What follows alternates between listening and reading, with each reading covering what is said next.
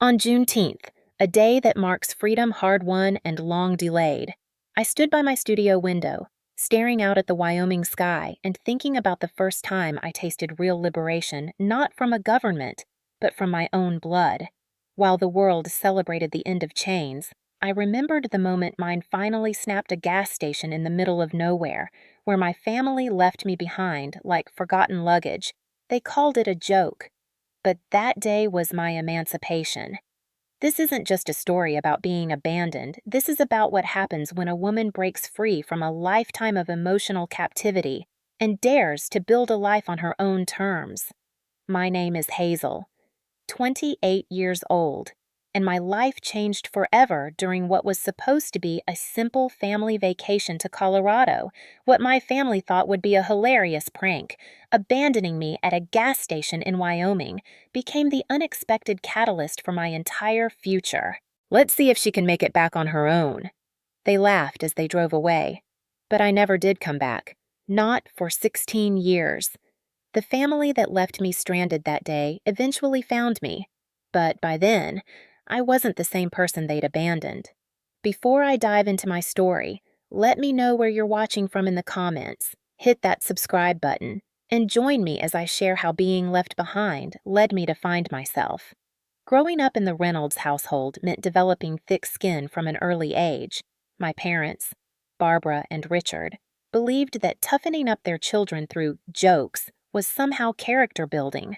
My brothers, Brett and Craig, followed their example perfectly, creating a family dynamic where someone always had to be the target, and that someone was usually me. Our family album is filled with photos capturing moments that looked like celebration but felt like humiliation. My 10th birthday party, where they tricked me into believing no one was coming, only to surprise me after I'd spent hours crying. My middle school graduation, where they pretended to forget and showed up late intentionally. High school prom night, when they told my date the wrong address. Every incident was followed by the same chorus. Can't you take a joke? Hazel, we're just having fun. Mom was more subtle with her cruelty. She'd make backhanded compliments about my appearance, especially as I entered my teenage years. That dress would look beautiful on you if you lost 15 lbs. Or, your face would be pretty if you smiled more and fixed your skin. Dad's approach was more direct. He'd simply laugh the loudest when one of my brothers pulled a prank on me. Brett, the oldest at 32, worked in Dad's insurance firm and was being groomed to take over someday. Craig, 30, handled the marketing side of the business. Both had absorbed our parents' attitude that emotional torment was somehow bonding. Family dinners often featured detailed recounting of the latest hilarious prank they'd pulled on a colleague or friend. I'd just graduated from college with a graphic design degree 3 weeks before our fateful Colorado trip. The unspoken expectation was that I'd join the family business too, designing their marketing materials and websites. I'd already expressed interest in applying for jobs at creative agencies in Chicago, where we lived, but my parents dismissed this as unrealistic. You can do your little art projects for the company, Mom had said during my graduation dinner. It'll be so much more stable than trying to make it on your own. Financial reality made independence difficult. College had left me with student loans, and my parents had strategically kept me dependent, paying for my apartment but reminding me constantly that this support could disappear if I didn't appreciate them enough. I was working part-time at a local coffee shop but nowhere near able to support myself fully yet. The Colorado trip was supposedly a celebration of my graduation, a week in a rented cabin near Rocky Mountain National Park. From the moment we piled into our family SUV, the atmosphere was tense. Did you remember to pack a brain this time? Hazel, Craig joked as I loaded my suitcase. Remember when she forgot her swimsuit during the Florida trip? I had been 16 during that trip. They'd refused to stop so I could buy a new one and then mocked me for sitting on the beach fully clothed for 3 days. The first day of driving featured the usual tactics: Brett hiding my phone and watching me panic before finding it in his pocket, Craig eating the lunch I'd packed while I was napping, Dad taking a deliberate detour and blaming my map reading skills, small cruelties that I'd learned to expect but still couldn't quite get used to. That night, at the hotel in Nebraska, I overheard them in the adjoining room. "She's too sensitive," Mom was saying. "The real world is going to eat her alive if she doesn't toughen up. Maybe this trip will finally teach her to stop being such a pushover," Dad replied. I went to sleep with a knot in my stomach, trying to stay positive. Just 5 more days, I kept telling myself. Then I could focus on job applications and finally start building my own life. I had no idea how prophetic that thought would be, or that the next day would be the last time I ever traveled with my family. The second day of our road trip began with an unusually pleasant atmosphere. Looking back, I should have recognized this as the calm before the storm. The family being nice right before executing a particularly cruel prank was a familiar pattern. We crossed from Nebraska into Wyoming around noon, the landscape shifting to rolling plains with mountains visible in the distance. "We need to fill up," Dad announced as we approached a small town called Pine Ridge. The gas station he pulled into was one of those independent places with a small convenience store attached, sitting on the edge of town with nothing but open land surrounding it on 3 sides. "I'm going to use the restroom and grab some snacks," I told them as Dad started pumping gas. "Anyone want anything?" "Get me a Coke," Brett said, not looking up from his phone. "Grab me some beef jerky," Craig added. Mom just shook her head, busy reapplying her lipstick in the visor mirror. Inside, I used the restroom and then spent a few minutes selecting snacks.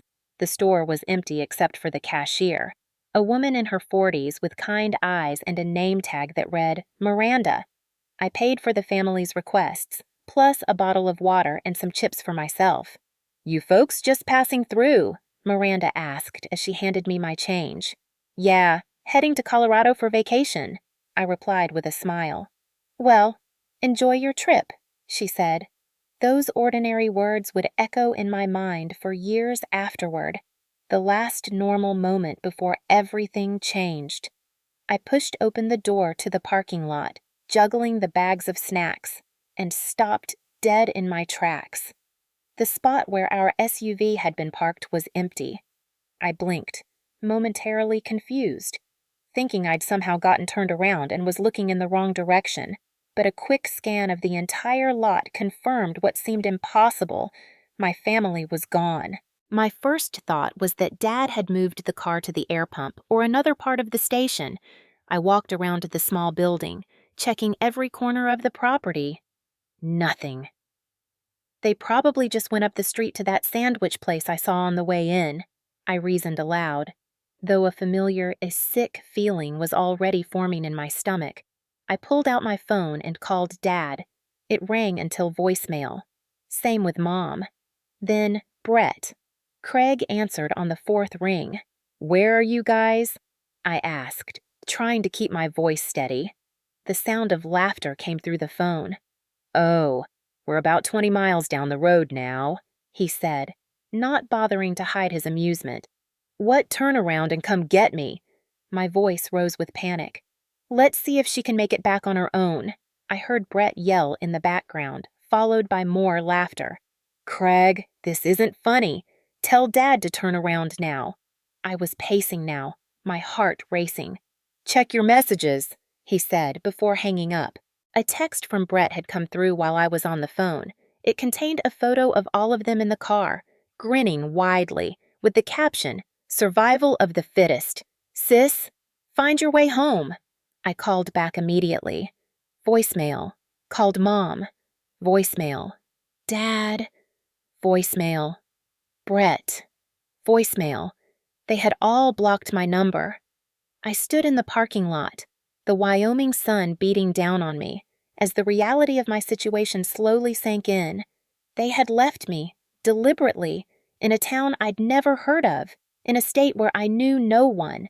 With nothing but my purse and the clothes on my back, I checked my wallet, $43 in cash, my debit card with maybe a couple hundred in my account, and my ID, my suitcase, with all my clothes and toiletries, was in the trunk of the SUV.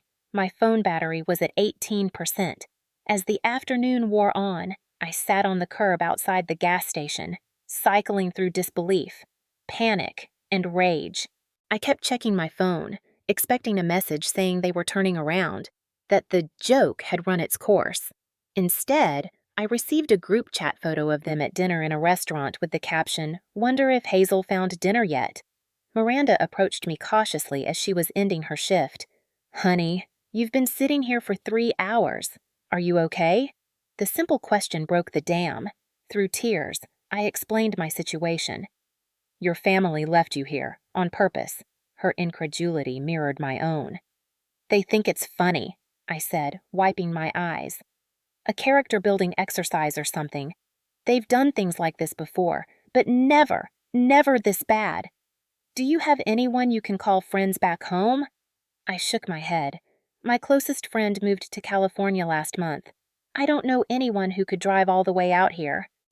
The isolation that my family had cultivated around me, subtly discouraging close friendships, making me dependent on them, had never been more apparent. Night was falling, the temperature dropping with the sun. My phone battery was now at 8%. I had one more call to make. Dad answered, surprisingly.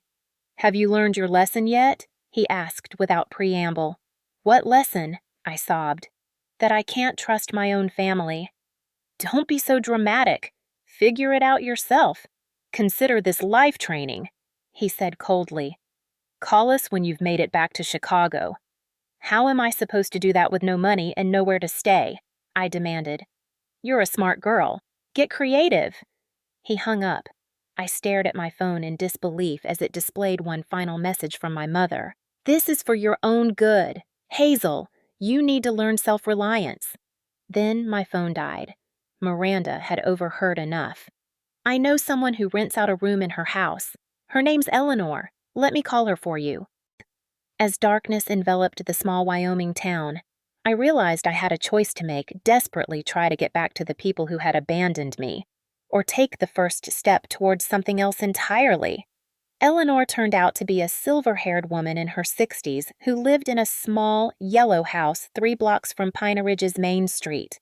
Her spare room was simple: a twin bed, a dresser, and a small desk, but it was clean and felt safer than any option I'd considered during my panicked afternoon. "Miranda explained your situation," Eleanor said as she showed me around. "You can stay here tonight, and we'll figure out next steps in the morning." She lent me a nightgown and some basic toiletries. As I lay in the unfamiliar bed that night, I cried until no more tears would come. Part of me still expected to wake up to apologetic texts or missed calls, my family having realized they'd taken things too far. Morning came with no such reprieve. Eleanor let me use her landline to call my parents' number, which I still knew by heart. No answer. I tried the family business line. The receptionist said my parents and brothers were in a meeting and took a message. They never called back. "I need to charge my phone and check my bank account," I told Eleanor over the simple breakfast she'd prepared. "I need to figure out how to get back to Chicago." But when I finally got my phone working again, the messages that awaited me only confirmed what I was beginning to accept: this joke wasn't ending anytime soon. Day 2 of Hazel's great adventure read a text from Brett, accompanied by a photo of them hiking in Colorado. "Have you started hitchhiking yet?" from Craig. And most devastating, from my father, "Called your apartment manager. Rent's not being paid while you're figuring this out. Consider it motivation." My mother had added, "This is what tough love looks like, honey. You'll thank us someday." Soon, I checked my bank account: $237.42. Not even enough for a bus ticket back to Chicago, let alone first and last month's rent on a new place when I got there. Eleanor found me sitting on the porch steps, staring blankly at my phone. "Bad news?" she asked gently. "They're not coming back," I said, my voice hollow. "And they've stopped paying for my apartment. I have nowhere to go back to." Instead of the pity I expected, Eleanor's face showed something closer to determination. "Then you stay here until you figure out your next move. I charge 300 yuans a month for the room, but you can work at my bookstore to cover it until you get on your feet." "Your bookstore?" "Pages and Poems, on Main Street. I could use help a few days a week. It doesn't pay much, but it's something." That afternoon, Eleanor showed me around the small bookstore she'd owned for 30 years. It was charming but clearly struggling. With outdated signage and a barely functional website she'd paid a nephew to create years ago. I also need a job that pays actual money, I told her. For food and saving up, too, to figure out what's next. The next day, I applied at every business in downtown Pine Ridge. By sunset, I had a waitressing job at the Pinewood Diner, working the breakfast and lunch shift 6 days a week. My first week passed in a blur of exhaustion and periodic crying jags. I worked from 600 a.m. to 200 p.m. at the diner, took a short break, then helped Eleanor at the bookstore until closing.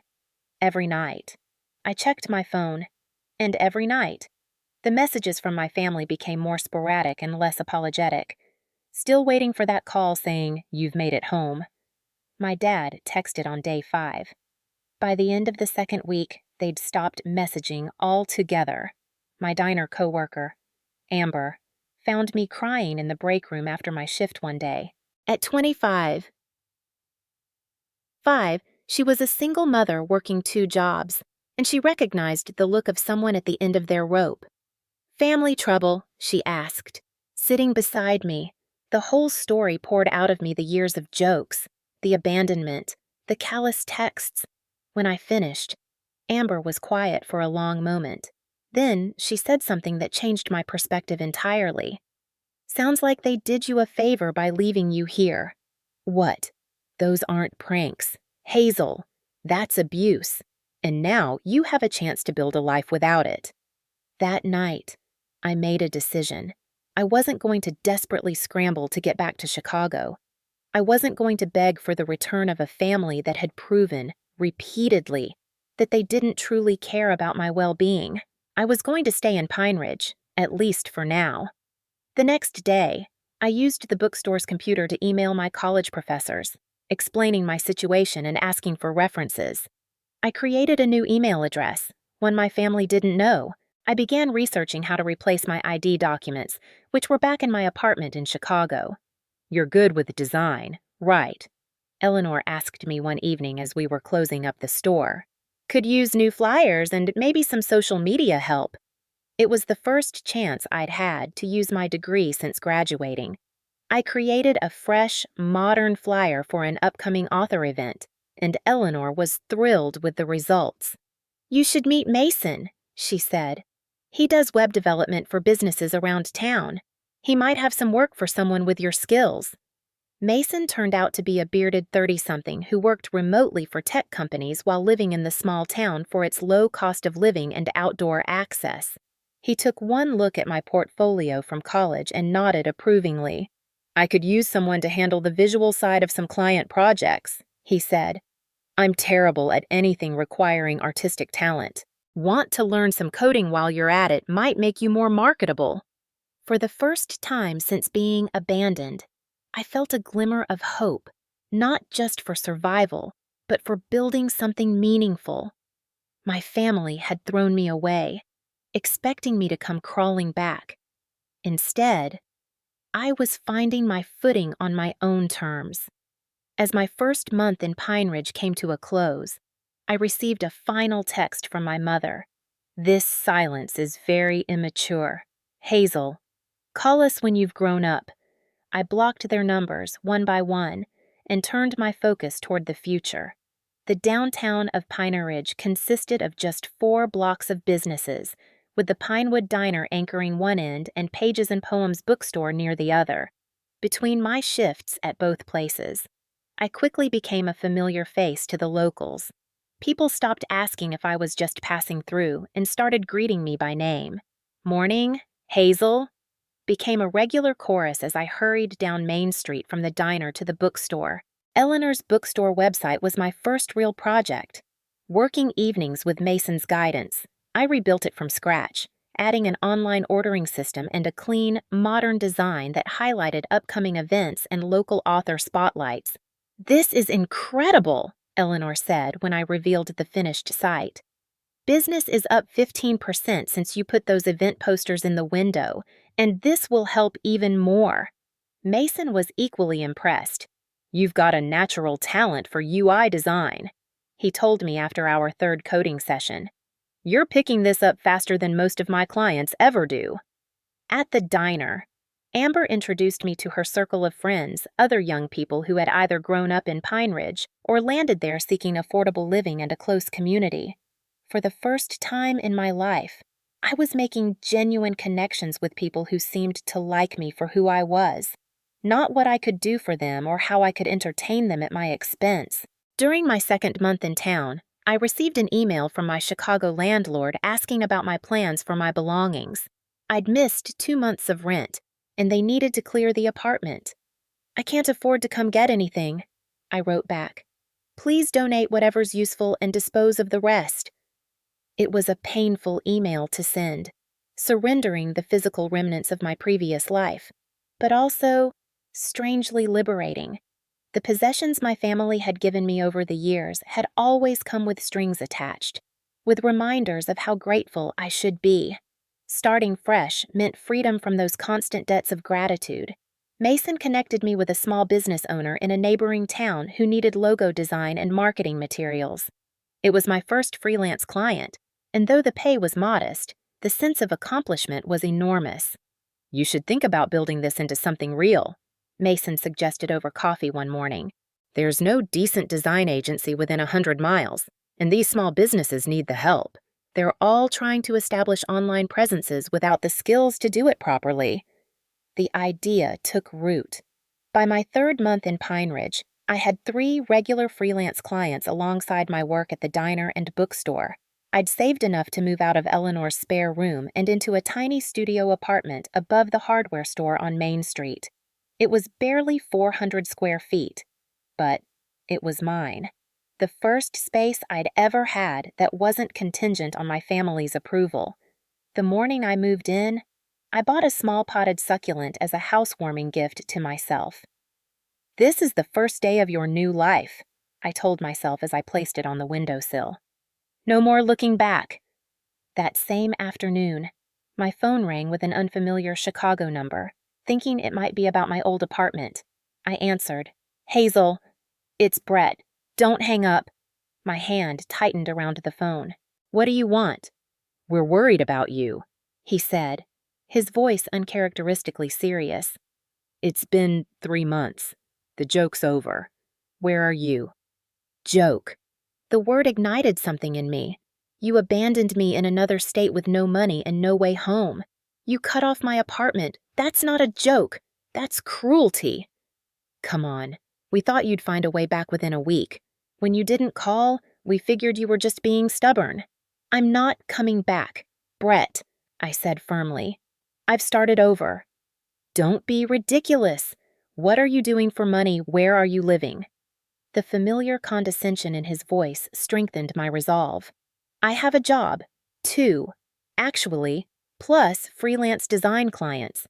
I have my own apartment. I'm doing fine without any of you." There was a long pause. "Mom and Dad want to talk to you." "I don't want to talk to them. Or you. Don't call me again." I hung up and immediately blocked the number. Then I sat on my new second-hand couch and shook with a mixture of anger and pride. They had expected me to fail, to beg for rescue. Instead, I was building something they had never believed I could. Over the next few months, they tried reaching me through various means: emails from new addresses, calls from different numbers, even a letter to the diner after someone apparently told them where I worked. I ignored them all. By the 6-month mark, I had built enough of a client base to quit the diner and focus entirely on design work and helping Eleanor with the bookstore. Mason and I had developed a business partnership of sorts, with him handling web development and me managing design for joint clients. "You know what you should do," Mason said one evening as we finished a client project. "Register a business name. Make this official." The next day, I filed paperwork for New Horizon Design Studio. As my first year in Pine Ridge approached, I found myself reflecting on how completely my life had transformed. The scared, stranded young woman crying outside a gas station was now a business owner with friends, colleagues, and a community that valued her. The family that had discarded me had inadvertently given me the push I needed to discover my own strength. when Eleanor hosted a small gathering at the bookstore to celebrate the 1-year anniversary of my redesigned website and, privately, my year in Pine Ridge. I looked around at the faces of people who had become my chosen family. Amber with her young son, Mason, the regular bookstore customers who had become friends, even Miranda from the gas station, and realized I had built something my biological family had never given me: a circle of genuine connection based on mutual respect rather than power and humiliation. To new beginnings, Eleanor toasted, raising her glass of sparkling cider. And to finding home, I added, in the place you least expected. 2 years after being abandoned in Pine Ridge, my design business had grown enough that I occasionally traveled to meet with larger clients in nearby cities. It was during one such trip to Denver that my carefully constructed new life collided with the past I'd been avoiding. I was sitting in a coffee shop near the 16th Street Mall, preparing for a client meeting, when a familiar voice cut through the ambient noise. "Hazel, is that you?" I looked up to see my brother, Brett, standing 3 feet away, his expression a mixture of shock and disbelief. He was dressed in a business suit, clearly in Denver for work himself. "Brett." My voice came out steadier than I felt. "Holy, it is you." He pulled out the chair across from me and sat down without asking. "We've been looking for you for over a year." "I wasn't lost," I replied, closing my laptop. "I chose to stay away." Brett looked me over, taking in my professional attire, the portfolio beside my computer, the confidence I now carried. "You look different." "I am different." I took a sip of my coffee to hide the trembling in my hands. "What are you doing in Denver?" "Insurance conference. Dad and I are presenting tomorrow." He leaned forward. "Hazel, you need to come home. This has gone on long enough. This isn't a standoff. Brett, this is my life now. I have a business, clients, friends in Wyoming." He scoffed. "Come on." "Yes, in Wyoming." The familiar dismissal in his tone rekindled old anger. "The place you all left me for dead." "Don't be so dramatic. We knew you had your phone and money." "I had $43 and a phone that died the same day you abandoned me," I said flatly. "You cut off my apartment. You left me with nothing." Brett had the decency to look uncomfortable. "Look, things got out of hand. We thought you'd find a way back within a few days, a week tops. When you didn't call, Dad figured you were staying with a friend, teaching us a lesson. By the time we realized you really weren't coming back, it had been 6 months. And then you started looking for me out of concern." The skepticism in my voice was clear. Mom was worried sick. She couldn't sleep. Strange, since she texted me that abandoning me was tough love and I should grow up. Brett sighed. "Can we start over? The family misses you. Dad's retiring next year, and he wants to make amends before he does." "Make amends." I gave a short, humorless laugh. For a lifetime of humiliation disguised as humor, culminating in abandonment. How exactly does he plan to do that? "Just come back for a visit. See everyone. They've changed. Hazel." Years of suppressed emotions, the hurt, the anger, the sense of betrayal suddenly rushed to the surface.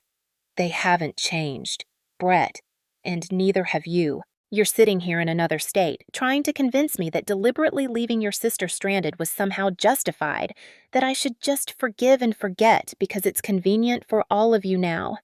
My voice had risen, and nearby customers were glancing our way. I didn't care. Do you have any idea what that felt like, to stand in that parking lot, realizing my family had decided I was disposable, to see those texts laughing about whether I'd found dinner while I was panicking about where I would sleep? Brett's expression hardened. "Keep your voice down. You're making a scene. A scene, that's what you're worried about." I stood up, gathering my things. "This conversation is over." Brett grabbed my wrist. "You don't get to walk away. The family has been worried sick. Do you know what people think happened to you? There are rumors you had a breakdown, that you're living on the streets. Is that what you want people to think?" I yanked my arm free. "I don't care what people think." I care about building a life where I'm not constantly belittled and manipulated by the people who are supposed to love me. You always were too sensitive, Brett snapped, his friendly facade crumbling. This is why we had to toughen you up. You fall apart at the slightest criticism. Criticism! I was nearly shouting now. You call abandonment criticism. You call mocking a terrified young woman toughening her up. If you don't come home willingly, I'll tell everyone what really happened. Brett threatened, his voice low. How you had a meltdown over a simple joke and ran away from your family. How you've been hiding out all this time, ignoring your dying father's attempts to reconcile. Dad is dying. For a moment, concern overrode my anger. Brett's slight hesitation told me everything. He's not in good health, he amended. You're lying. Again. I shook my head in disgust. Goodbye, Brett. As I walked out of the coffee shop, Brett called after me. This isn't over. Hazel. The family has a right to know where you are. I made it to my rental car before the tears came. Not tears of sadness or fear, but of pure rage. The encounter had ripped open wounds I thought had healed, but it had also crystallized something important. I wasn't the one who needed to apologize or make amends. I wasn't the one who had done something unforgivable. I called my client and rescheduled our meeting, then drove straight back to Pine Ridge, my mind racing the entire 3-hour journey. Brett now knew I was in Wyoming. It wouldn't take much for him to figure out which town if he started asking around. The next morning, I went to Eleanor's house and told her everything about the encounter with Brett, his threats, my fears that my family might try to intrude on the life I'd built. They can try, Eleanor said firmly, but this is your home now. Hazel, we've got your back. And that afternoon, I gathered my closest friends Eleanor, Mason, Amber, and a few others and shared the full story of my family's abuse and abandonment, details I'd kept vague until now. If any of you get calls or questions from people looking for me, now you know the truth. I concluded. These people sound toxic as hell, Amber said, squeezing my hand. We won't let them near you if you don't want to see them. Their support strengthened my resolve. I returned to my apartment and wrote a long email to my parents and brothers, the first contact I'd initiated in 2 years. I am safe and successful, I wrote. I have built a life without your cruelty and manipulation. I do not want reconciliation. I do not want contact. Any attempt to force yourselves back into my life will be met with legal action. This is not negotiable. I hit send, then blocked their email addresses once more. That night, lying awake in my apartment, I realized that the encounter with Brett, painful as it had been, had given me something valuable certainty. There was no doubt left, no lingering question of whether I had overreacted or whether my family might have changed. They were exactly who they had always been, and so was I. Except now, I was stronger. Strong enough to walk away from toxicity, even when it came from the people who were supposed to love me most. Strong enough to build a life on my own terms. The next morning, I woke up with a sense of clarity I hadn't felt since the day I was abandoned. I opened my laptop and began designing a new logo for New Horizon Design Studio, one that symbolized not just a business, but a personal transformation. I was no longer defined by what had been done to me, but by what I had created from the ruins. 5 years after the day my family abandoned me in Wyoming, I stood in the newly expanded offices of New Horizon Design Agency, watching as my team of 10 employees collaborated on projects for clients across 3 states. What had begun as a desperate need to survive had evolved into a thriving business that specialized in branding and digital presence for small to mid-sized companies throughout the Mountain West region. Our offices occupied the entire second floor of a renovated historic building on Pine Ridge's Main Street, a far cry from my early days working from a corner of Eleanor's bookstore. The exposed brick walls displayed framed examples of our best work, and the large windows overlooked the town that had become my true home. The Denver client just signed off on the final designs, announced Megan, my first full-time hire and now creative director. They want to talk about Phase 2 next month. That's our third major contract this quarter, I replied, unable to keep the pride from my voice. Schedule the meeting and let's start brainstorming expanded services we can offer them. My phone buzzed with a text from Sam, the community college professor I'd been dating for the past 2 years. We'd met when he came into Pages and Poems looking for books on local history for a course he was teaching. Eleanor had introduced us, and after months of friendly conversations that gradually deepened into something more, we'd become inseparable. "Dinner at 7, I'm cooking that pasta you like," his message read. "Can't wait bringing dessert," I replied. At 33, I had built a life that felt authentic and meaningful. My closest friends had become family. Eleanor was like the supportive mother I'd never had, and Amber's son, Tyler, called me Auntie Hazel. Mason and I had developed a professional partnership that complemented both our skills, with our businesses often collaborating on larger projects. 3 months earlier, Sam and I had purchased a small house together on the edge of town, a charming craftsman with a studio space where I could work from home when I wanted to, and a garden that was slowly taking shape under our inexperienced but enthusiastic care. I was locking up the office that evening when my phone rang with an unfamiliar number. Normally, I would let unknown calls go to voicemail, but we had several new client prospects, so I answered. "Is this Hazel Reynolds of New Horizon Design?" a woman's voice asked. "Yes, it is. How can I help you?" "My name is Jennifer Atkins. I'm an editor at Business West magazine. We're doing a feature on women entrepreneurs who've built successful businesses in unexpected places. Your agency was recommended to us multiple times during our research." The interview she requested led to a 4-page spread in the magazine 3 months later, featuring photos of our office, my team, and me standing confidently in front of the business I'd built from nothing. The article told the story of a young designer who had moved to a small Wyoming town and identified an unmet need for professional design services in rural communities. I had shared only the broad strokes of my journey with the magazine, omitting the abandonment and family estrangement. Those details belonged to me, not to public consumption, but the piece emphasized how I had arrived in Pine Ridge with almost nothing and built something substantial through determination and community support. 2 weeks after the magazine hit newsstands, the emails began arriving, first from my mother, then my father, then each of my brothers. Subject lines ranged from "We need to talk" to "Saw your article" to "Please respond." I deleted them all without reading them. Then came the phone calls to the agency, which my office manager fielded with the instructions I'd given her years ago. "Ms. Reynolds does not accept personal calls from these numbers." I thought that would be the end of it, but I underestimated my mother's determination. On a Tuesday afternoon, I returned from lunch to find Barbara Reynolds sitting in our reception area, looking older but just as put together as I remembered. "Mom," I said, stopping in the doorway. "How did you find me?" She stood, smoothing her expensive slacks. "The magazine article had your business address." Her eyes tracked over me, noting my professional attire, my confident posture. "You look well?" "I am well," I replied, my voice neutral. "Why are you here?" "Can we talk somewhere private?" I considered refusing, telling her to leave and never come back, but after 5 years of healing and growth, I found I was curious rather than afraid. What could she possibly have to say that would matter now? "My office," I said, leading her down the hallway, past curious employees who had no idea of the significance of this visitor.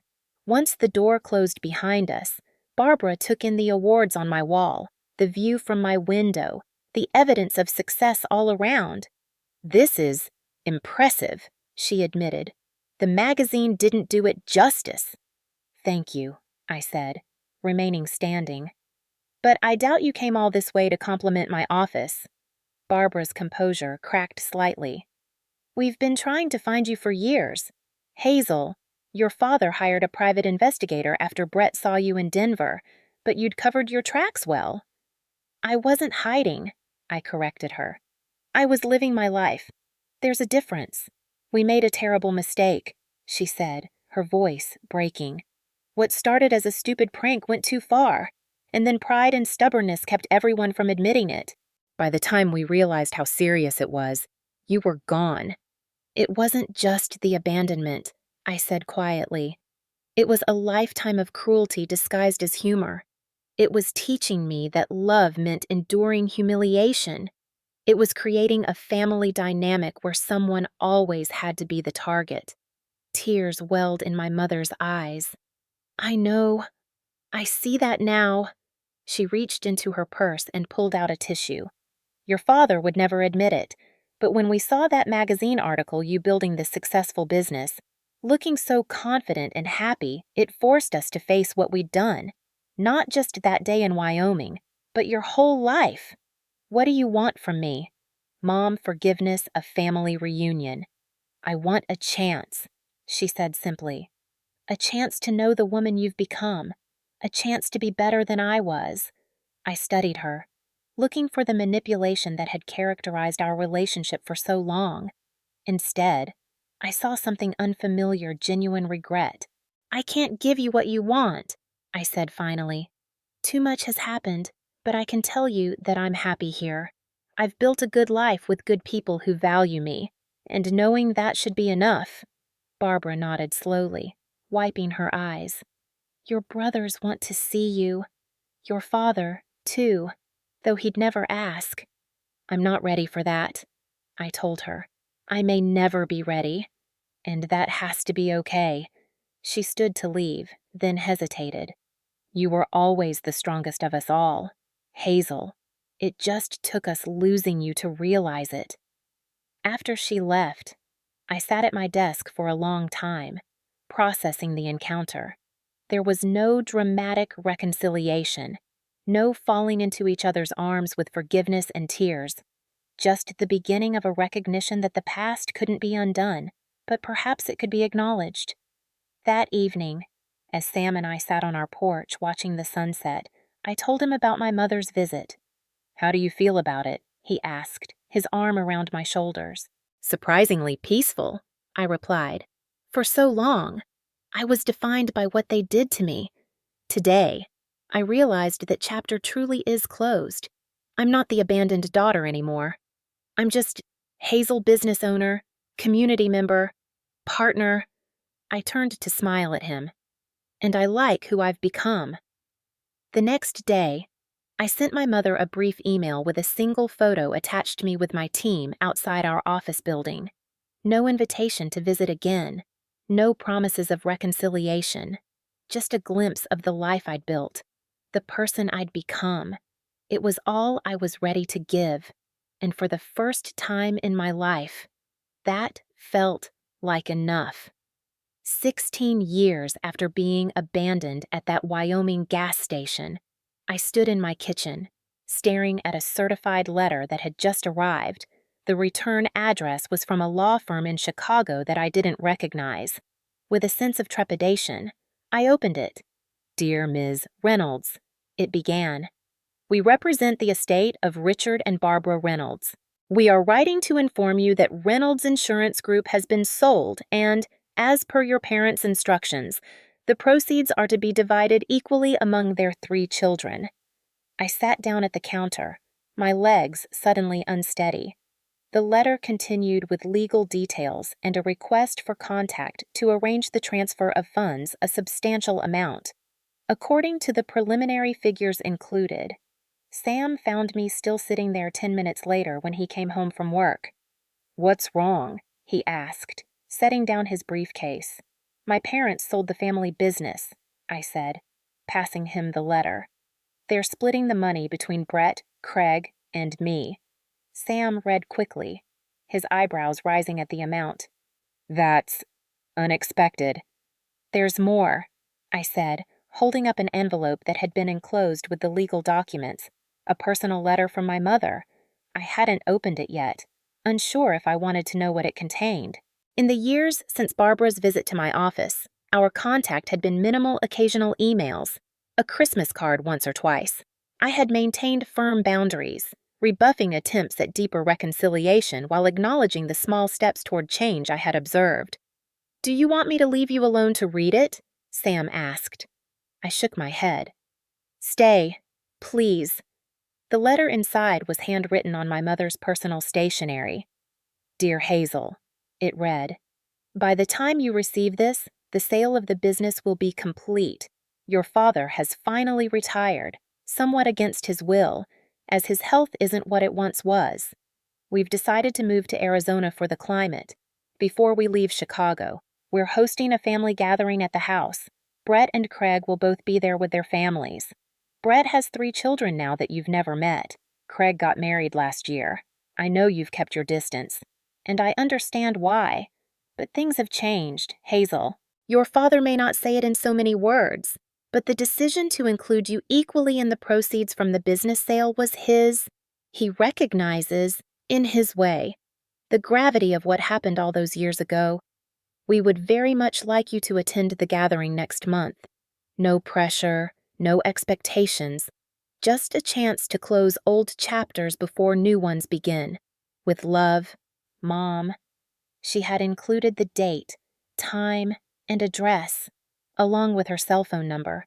I folded the letter carefully and slid it back into the envelope. "Are you going to go?" Sam asked gently. "I don't know," I admitted.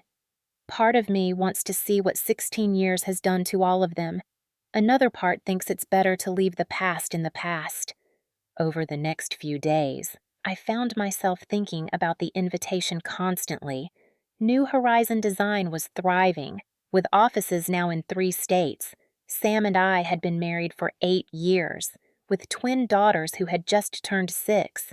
My life in Wyoming was rich and fulfilling, built on genuine connections and mutual respect. Did I want to risk reopening old wounds? Did I want my daughters to know the family that had discarded their mother so carelessly? What would you tell Lily and Emma if they asked why they've never met your parents? Sam asked one night as we discussed the invitation again. It was a fair question. Our daughters knew about Sam's family, who visited a couple times a year from Montana. They had asked about my family occasionally, and I'd always given vague answers about them living far away. I would tell them that sometimes. Families hurt each other in ways that can't be easily fixed, I said slowly. But I would also tell them that people can change and that forgiveness is possible, even without forgetting. "Do you believe that?" Sam asked. "That your family has changed?" I thought about the tentative emails over the years, the careful respect for my boundaries, the equal inheritance that could have easily excluded me. "I think they've tried," I said finally. "Whether it's enough, I don't know." After much deliberation, I decided to attend the gathering, but on my terms. I would go alone, leaving Sam and the girls in Wyoming. I would book a hotel rather than staying at the family home, and I would limit my visit to just the day of the event, flying in that morning and out the next. The house looked exactly as I remembered it, a large colonial in one of Chicago's affluent suburbs. As the Uber dropped me off, I took a deep breath, straightened my shoulders, and walked up the familiar path to the front door. My mother answered my knock, her face lighting up with carefully restrained joy. "Hazel, you came." "I did," I said, accepting her brief hug with what composure I could manage. The gathering was smaller than I expected, just my parents, my brothers, and their immediate families. Brett's 3 children raced around the backyard while Craig's wife, Allison, helped my mother bring food to the patio table. My father stood when I entered the backyard, looking much older than I remembered. The confident, sometimes cruel man who had dominated my childhood seemed diminished somehow, his frame thinner, his movements more careful. "Hazel," he said, his voice gruff with emotion he'd never been comfortable showing. "Dad?" I replied with a nod. The initial awkwardness gradually eased as the afternoon progressed. Brett's children, curious about their aunt who lived in the mountains, peppered me with questions about Wyoming. Craig, more subdued than I remembered, asked thoughtful questions about my business. No one mentioned the abandonment directly, but it hung in the air between us, the unspoken reason for our 16-year separation. After dinner, as the sky began to darken, my father asked if I would join him in his study. once a forbidden territory where he conducted business and family disciplinary conversations. "I'm not good at this," he began once we were seated. "But I owe you an apology. Hazel, what we did, what I allowed to happen, it was unforgivable." I studied him, this man who had shaped so much of my early life through fear and criticism. "Why did you do it?" I asked, the question that had haunted me for years. He was quiet for a long moment. "My father was cruel to me," he said finally. "He called it toughening me up. I thought that's what fathers did, what families did. It wasn't until you were gone, really gone, that I began to see how wrong it was." It wasn't a complete answer, and it certainly wasn't a sufficient excuse, but it was honest in a way my father had never been with me before. "I built a good life," I told him. "Despite everything." "I know," he said, nodding. "I've followed your company online. You've done well for yourself. Better than any of us expected." "That was part of the problem," I said quietly. "Your expectations, they were always about what I couldn't do, never what I could." He looked down at his hands. "I was wrong about many things." It wasn't the emotional reconciliation scene from a movie. There were no tears or dramatic embraces, just a quiet acknowledgement between two adults that mistakes had been made, harm had been done, and lessons had been learned. When I left Chicago the next day, I didn't know if I would ever return. I didn't know if the tentative connections reestablished over that brief visit would grow or wither, but I knew that I had faced my past without being diminished by it, that I had shown my family not just that I had survived without them, but that I had thrived. Back in Wyoming, as Sam and the girls welcomed me home with hugs and questions about my trip, I felt a sense of completion. The abandoned young woman at the gas station had completed her journey, not by finding her way back to those who had discarded her, but by creating a life so full and rich that she could face them as an equal, undiminished by their past cruelty.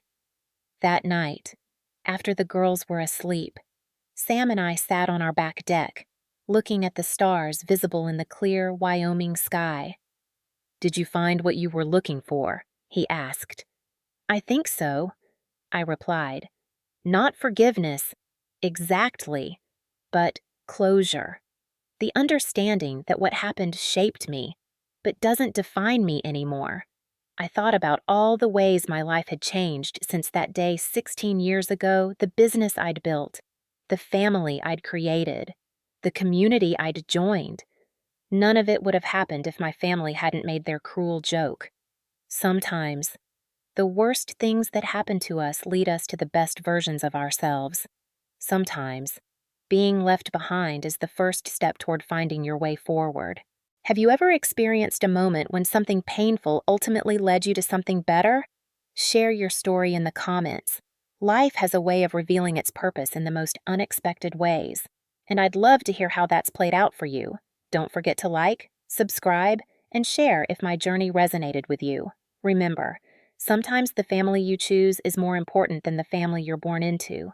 Thank you for being part of my journey, and I wish you strength and peace on yours.